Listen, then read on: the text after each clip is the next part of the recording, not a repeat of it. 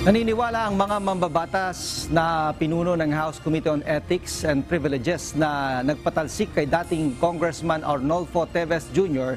na maaari pa itong tumakbo para sa posisyon sa gobyerno. Ayon kay Congressman Mon Espares, Chairman ng House Committee on Ethics and Privileges, walang hadlang na maitalaga o maihalal si Teves sa gobyerno. Ito ay hanggang may pinal na desisyon ang Korte hinggil sa tuluyang diskwalifikasyon nito. Ganito rin ang paniniwala ni Ethics Committee Vice Chairperson Representative Ria Vergara dahil hindi naman nahatulan niya si Teves sa anumang krimen.